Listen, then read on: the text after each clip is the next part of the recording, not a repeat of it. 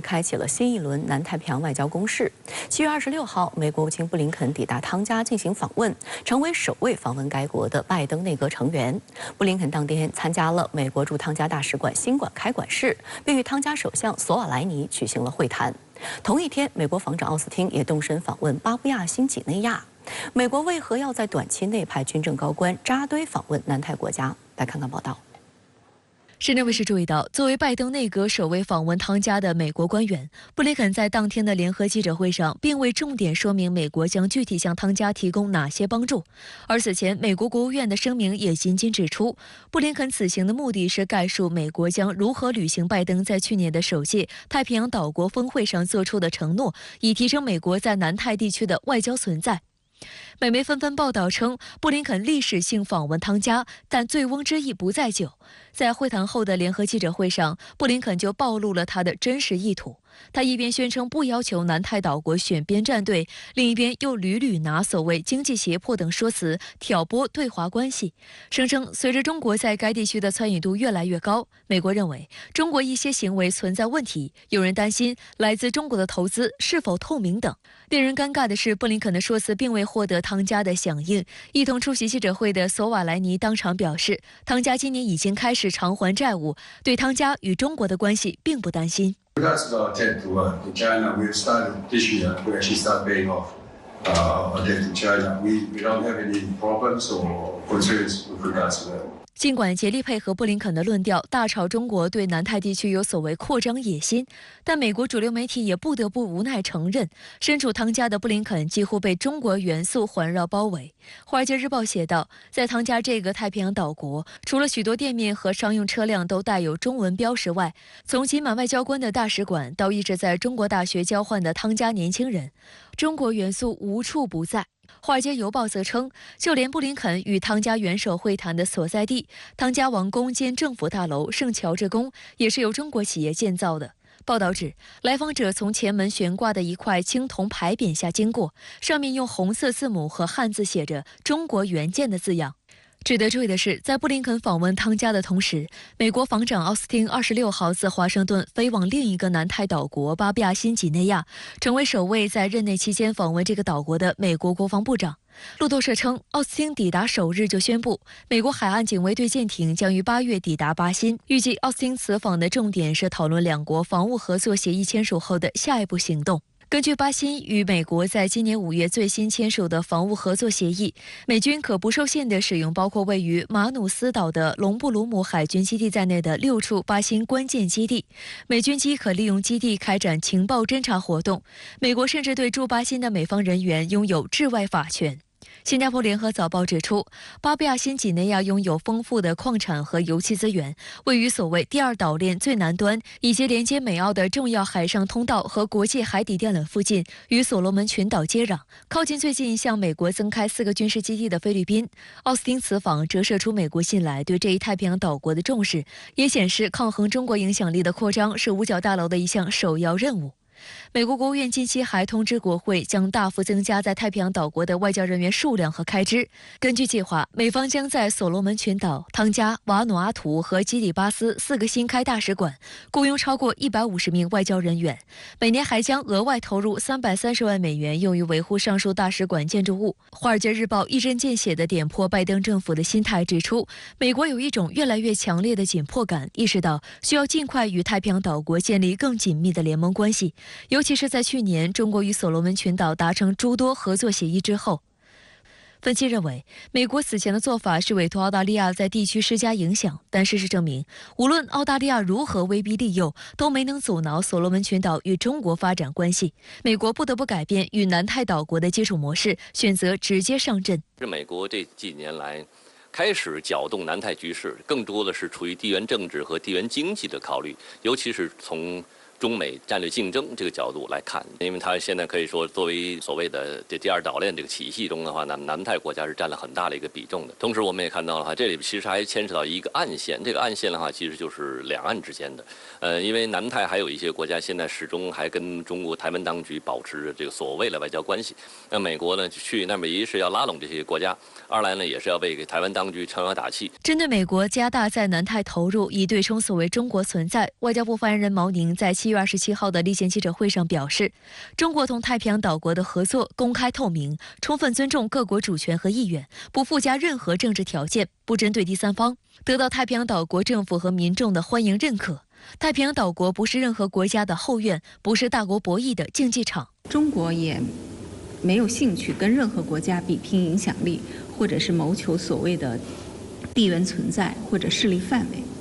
我们希望美方能够真心实意地帮助太平洋岛国发展，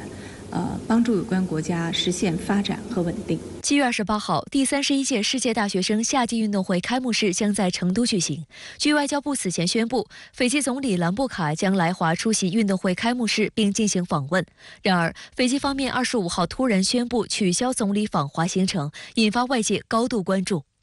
兰布卡当天通过斐济联合政府官方社交媒体账号发布了一则视频讲话，解释了他无法出行的原因。I've just come back from the hospital where I had a dressing put on my head for a small accident I had this morning at the main door of the building. It was my fault. I was looking at my mobile phone, trying to walk up the steps. I tripped and hurt my head. 视频中，兰布卡头上的绷带清晰可见，身上的衬衫还残留着不少血迹。兰布卡表示，医生要求他28号再到医院进行复诊换药，这使他不得不取消原定于27号开始的中国之行。So I have had to inform China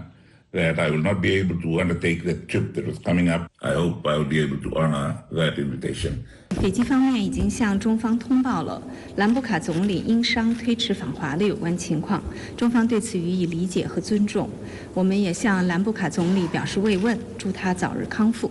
中方将就访问事宜继续同斐方保持沟通。值得注意的是，在中方与兰布卡做出回应之前，一小部分外媒恶炒兰布卡是因为美国军政高官此时均身处南太，碍于与美国的关系，才临时放中国鸽子。去年2月，布林肯曾访问斐济，这也是近40年来首次有美国国务卿出访斐济。出访期间，布林肯曾承诺将在气候变化等太平洋岛国关心的议题上提供帮助。然而，斐济媒体直指，美国对斐济的拉拢难以撼动中斐关系的发展。斐济时报就曾撰文称，中国作为斐济的重要发展伙伴和援助提供者，为斐济提供了大量的无偿援助、优惠贷款、医疗物资、疫苗等。中国我们一直推动的这种睦邻友好外交政策，开展全方位的就是经济社会各方面的合作，其实是最符合这些南太国家利益的。我想这些国家恐怕也不会是那么的盲从美国的这种指令或者是要求，而是会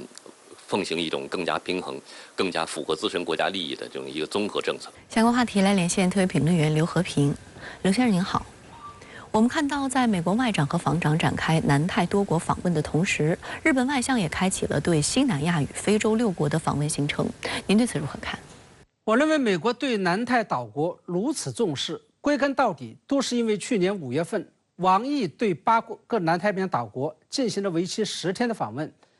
并与相关南太国家签订了一份共同声明，而且这份共同声明涉及到了安全事务方面的合作。中方与南太岛国的正常合作引发了美国的战略焦虑，因为南太平洋岛国在地理位置上位于第2岛链的核心，美军主要军事基地关岛的后方。美国人假想，一旦有大国在这里布局，关岛就不安全了，甚至美国部署的所谓第2岛链就会形同虚设。其次，南太平洋岛国位于太平洋的正中心，是连接东南亚、澳大利亚、新西兰、北美洲、南美洲和南极大陆的中心枢纽，并且成为了各大洲海空航线与海底电缆的必经之处，是极其重要的战略性通道。正是在这种情况下，从去年开始，美国从政治、经济与军事层面全面加大了对南太岛国的介入力度，其目的显然是想把中国的影响力从本地区给清除出去。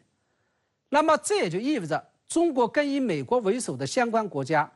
围绕着印太战略而展开的博弈，实际上是中美2国遏制与反遏制、封锁与反封锁战略的一部分。美方还将国务卿布林肯对南太地区的访问看成是在访问印太地区，您对此是如何看？从地理位置上来说，南太平洋岛国确实属于印太地区。我曾经说过，美国在中国周边推进印太战略，不仅有非常明确的指向性和目的性，而且是有计划、有层次、有步骤的。第一步重中之重的计划，就是要让美日印澳4国牵头组成一个准同盟。美方认为，只要在区内具有举足轻重的地位的这4个国家挑起了大梁，抱成了团，印太战略就有了主心骨。第二步，这是以挑起南海相关伸索国纷争的方式，离间中国与东南亚国家的关系，并拉拢东南亚相关国家加入进来。这一步当前正在进行中，美国已经将部分东南亚国家拉入了印太经济框架。第3步，这是向东拉拢南太平洋上的岛国，向西拉拢印度洋上的除印度之外的相关小国。眼下，美国外长加防长开展南太平洋岛国上的访问，以及日本外长围绕着印度洋展开对西南亚与非洲6国的公关工作，实际上意味着美日2国正在分头行动，一个负责南太平洋片区，一个负责印度洋片区，开始将印太战略向纵深方向推进。也就是说，美日这次分别对南太岛国与印度洋沿岸国家开展外交行动，实际上是印太战略开始走向深化与扩大化的标志。同时，美日能够在这个时候把手腾出来，伸向在外界看来并不起眼的南太岛国与印度洋沿岸小国，也从另外一个侧面显示出，推进印太战略的第1步和第2步计划，也就是他们以为在促成美日印澳准同盟和拉拢东南亚的工作方面已经取得了效果。岸田文雄政府声称，美国与日本加强与全球南方的合作，目的是为了维护基于法治的国际秩序。您对此如何看呢？其实，日本所说的全球南方，实际上是包括了亚非拉以及南太岛国在内的全球所有发展中国家。我们知道，过去的美日，尤其是2战后的美国，其外交政策是带有明显的嫌贫爱富倾向的，也就是普遍忽视了亚非拉等第3世界国家的存在。而且跟亚非拉相比，南太平洋上的岛国就更加不受重视了。因此，中国有句俗话叫做“事出反常必有妖”。美日突然之间对全球南方国家如此重视，这背后的动机显然是非同寻常，是在下大棋、布大局。而且，我认为美日的这个动作绝对不是像岸田政府声称的，是为了维护基于法治的国际秩序。恰恰相反，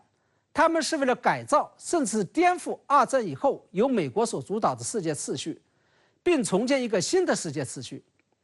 这个世界秩序的特点是，进一步强化以美国为首的西方世界的主导地位，同时企图削弱中国与俄罗斯在这个秩序中的影响力，甚至是把俄罗斯排挤出联合国安理会，由日本、印度、德国等国家取而代之。但是美日清楚地知道，要改造和颠覆现有的国际秩序，光是西方国家抱团远远不够，还必须要拉拢广大的亚非拉国家以及南太岛国。因为在联合国大会就重大议题进行投票表决的时候，这些国家手上掌握着2/3以上的多数票。当这些亚非拉与南太岛国站在中国与俄罗斯一边的时候，以美国为首的西方国家是绝对占不到半点便宜的，更不可能按照自己的意愿改造现有的世界秩序。这就是过去这些年来号称为全世界头号所谓民主国家的美国，却对国际关系民主化这一提法既爱又恨的原因。我认为正是在这种情况下，美国与日本才在外交上摆开了架势，准备跟中俄展开一场全球南方国家外交争夺战。这场争夺战的最终结果将决定未来联合国改革方向，决定日本、印度、德国等国家能否入常，以及未来全球秩序的最终走向。好的，谢谢刘先生跟我们共同在线分享的。管理局发布公开声明称，武汉市地震监测中心部分地震速报数据前端台站采集点网络设备遭受境外组织的网络攻击。初步证据显示，网络攻击来自美国。这是继去年6月西北工业大学遭受境外黑客组织网络攻击之后，又一次针对国家单位的网络攻击。为何黑客组织会选择武汉市地震监测中心？窃取的资料对国家安全会产生哪些危害？来看看报道。报道。武汉市应急管理局在声明中指，武汉市地震监测中心部分地震速报数据前端台站采集点网络设备遭受境外组织的网络攻击。专家组发现，此次网络攻击行为由境外具有政府背景的黑客组织和不法分子发起。初步证据显示，网络攻击来自美国，并已向辖区公安机关报案。此次境外黑客组织瞄准地震监测中心以及地震烈度数据，引发外界关注。分析指，地震烈度数据指地震的烈度和震级，是衡量地震破坏力的2个重要指标。地震烈度数据与国家安全息息相关，比如一些军事防御设施就需要考虑到烈度等因素。相关数据可以推测地下是否有大型空洞，进而推测它是否是军事基地或者指挥所。人类的活动也是会产生大量极其细微的震动。这些震动也是可以被我们现在科技所捕捉、监测到的。例如一些军事演习，它产生的这种震动的频率是比较特殊的。国外情报机构呢，可以通过相关的这些数据的分析，来得出周边是否存在这个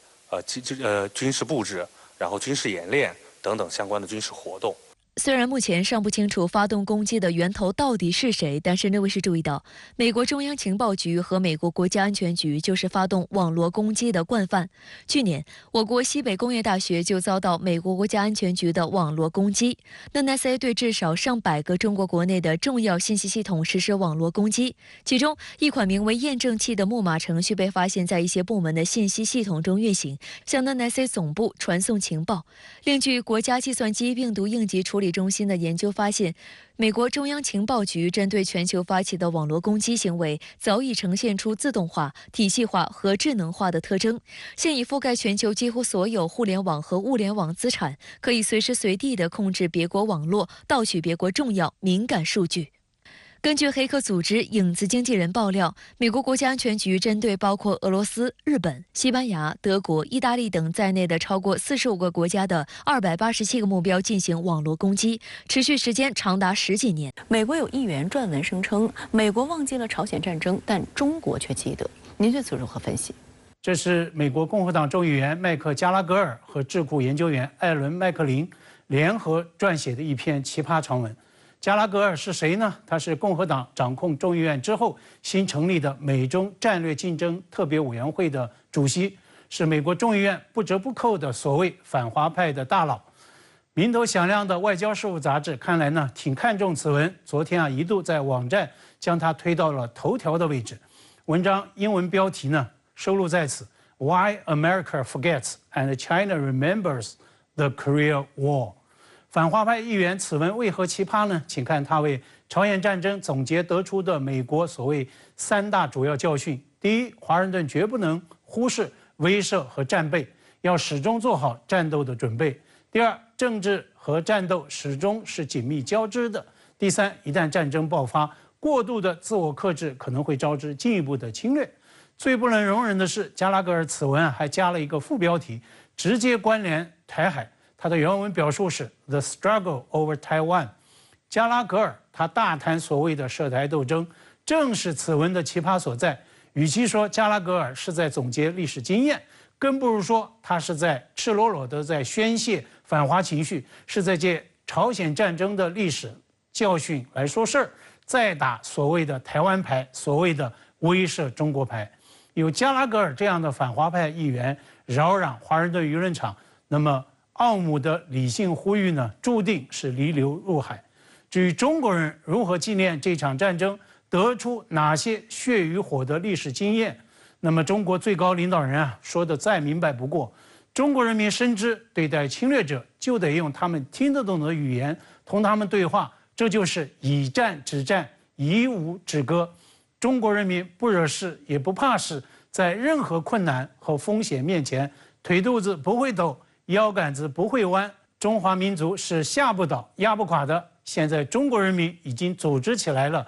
是惹不得的。如果惹翻了，是不好办的。事实上，中国最高领导人在那一篇重要讲话中，也明确涉及到国家领土主权议程。那么这一段讲话呢，无疑是对加拉格尔们滥打台湾牌的最有力的回击。我们绝不会坐视国家主权安全发展利益受损，绝不会允许任何人、任何势力侵犯和分裂祖国的神圣领土。一旦发生这样的严重情况，中国人民必将予以迎头痛击。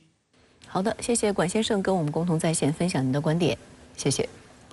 7月27号下午，国防部举行例行记者会，新闻发言人谭克飞大校就近期多个热点话题进行了回应。近日，俄罗斯军队参加了中国人民解放军北部战区组织的北部联合2023演习。在连续4天的高强度演习中，中俄海空兵力共同完成海空护航、威慑驱离、综合防御等多科目演练。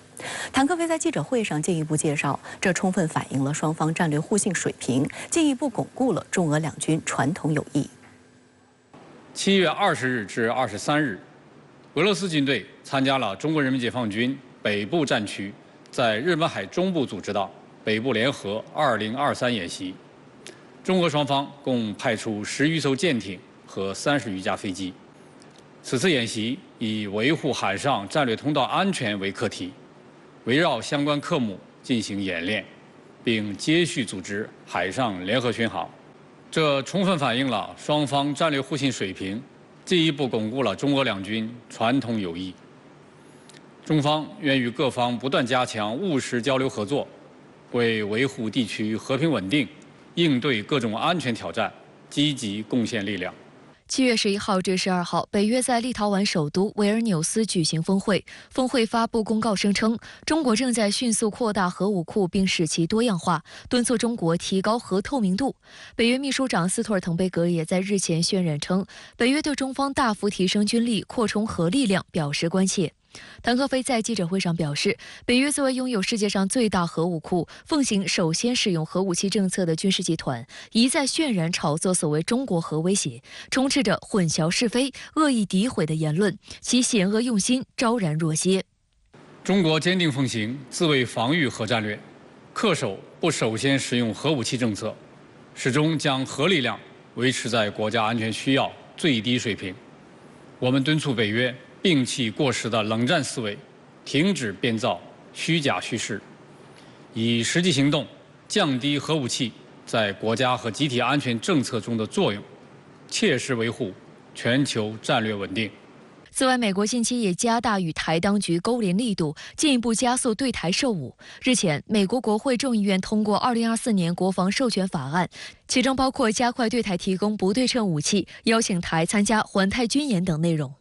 7月上旬，美台举行的蒙特雷会议也就台湾采购美地对空导弹系统达成一致。谭克飞指出，美方长期频繁实施对台军售，中方对此表示严重关切，坚决反对。台湾问题是中国内政，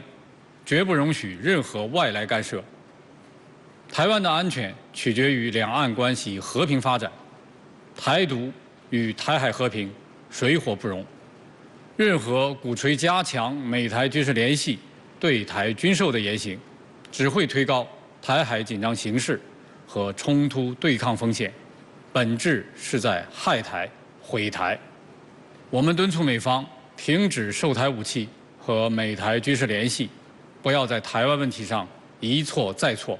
谭克飞强调，民进党当局妄图以美谋独，勾连外部势力，把台湾变成地雷岛、弹药库。事实证明，台独和外部干涉是台海和平稳定的最大威胁，是台湾民众利益福祉的最大祸患。中国人民解放军密切关注台海形势，将继续采取果断有力措施，坚决捍卫国家主权和领土完整。7月24号开始的台军汉光39号实兵演习进入了第4天，演习重点在机场、车站等进行反侵入战。台媒报道称，今年的演习是39年来最逼真、最贴近实战的一次。但舆论批评，今年演习似乎都是打城市巷战，把战争逼近的恐慌带给民众，分明就是吓唬老百姓。台军汉光39号实兵操演7月26号迎来重头戏，在台湾最大最繁忙的桃园国际机场进行了反空降机降演习。2架 UH-60黑鹰直升机模拟从空中袭击桃园机场，2架阿帕奇直升机升空迎战，双方震撼交火。演习持续了大约30分钟。演习期间一度对民航实行空中管制，对期间需要起降的8个航班进行了调度管控。台湾联合报此前指，桃园机场旅客众多，导岛内民航部门评估，恐有上千名旅客行程遭延误，容易引发民怨。然而，据称，美国在台协会执意台军在桃园展开操演，模拟攻击军从桃园竹围海滩登陆，夺取桃园国际机场，台军才放弃在台南机场举行演练的计划。另外，此次汉光演习首次将台北市中心的台北车站列入防护实兵操演阵地。当天，台北车站传来巨大爆炸声，一度烟雾弥漫。台媒指，从去年开始，演习重点都放在以台北为重心的北部地区，皆把重点民用基础设施作为防卫重点。原因是台军内部对两岸军事形势变化的认知与美方建议。作为汉光军演的话，他选择了一些所谓民用的设施。那么，作为解放军，未来如果以武力解决台湾问题的话，一定会打点打援，而不会打民用设施，包括也不会去打这些机场。这是台湾在演戏。这种演戏呢，就是要渲染中国大陆军事威胁论，同时要演戏给美国看，让美国最好能够来协防。另外，为什么说到扰民？台湾空军所拥有的军事基地，尤其是空军基地，多达10几个。那么，非要选择民用机场进行演练，这本身就是扰民。所以，我觉得台湾当局的这次汉光军演其实并没有太大的用途，它完全是在演戏，而不是演习。岛内舆论就指，从桃园机场反空降、台南商港反登陆到台北车站，似乎要打起城市巷战。而台当局安全部门秘书长顾立雄日前称，演习目标是要让解放军没办法越过台湾海峡。台湾前国民党籍民意代表蔡正元批评顾立雄根本搞不清楚状况，他就是在唬烂骗百姓。空军跟海军完全丧失的作战能力，才会有陆上作战。在这个状况之下，陆上再有多大的战力都是没有办法发挥的。想要力挽狂澜也是非常的困难。要明白一点，就是解放军如果真要是对台采取军事行动的话，真要想实施登陆作战，包括其他的一些配合保障性作战的话，一定是在最后已经夺取了制空权、制海权，在这种状态下的话，才可能把登陆作战部队来向台湾岛进行投送。所以，作为台湾当局之前的想法是什么？就是要拒止于所谓台岛之外、台岛大门之外。但是现实并不是那么乐观，而且台湾当局现在也比较犹豫，到底是靠自己来独立防卫，还是美军究竟会协同防卫？如果这些东西都搞不清楚的话，现在就奢谈要把解放军拒止在台湾岛之外，我觉得这完全是一种妄想的策略。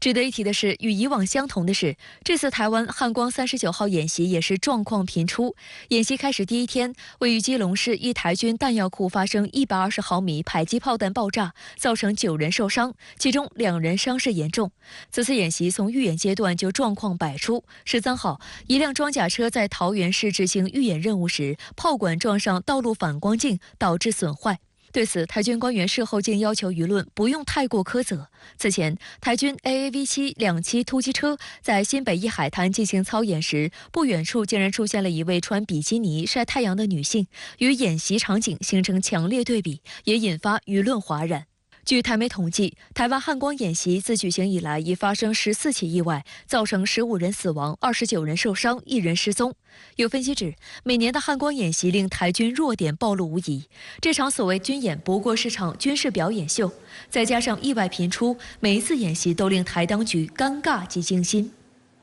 在马英九基金会邀请下，37名大陆师生组成的参访团日前圆满完成9天8夜的赴台学术交流行程。台湾淡江大学大陆研究所荣誉教授赵春山也在活动中与学生们进行了交流。通过近距离观察，赵春山真切感受到两岸年轻人的互动可谓浑然天成、欲罢不能。对大陆师生团来访，从卡关到放行，但又不断抹黑，民进党当局有着怎样的算计？直播港澳台特别策划《台海风云录》，请看本期对赵春山的专访上集。我觉得他们谈得很好啊，谈得很好。那这说浑然天成啊，欲罢不能。那个很多人，很多女同学，我看在要欢送他们吧。那天晚上，他们一起用卡拉 OK 嘛，大家一起唱歌。玩得很开心，我看有些女孩子，这个眼眶都泛泪哈，泪水哈，还快掉下来了，就是有点依依不舍了。年轻人还是比较纯洁的，很感性，很感性。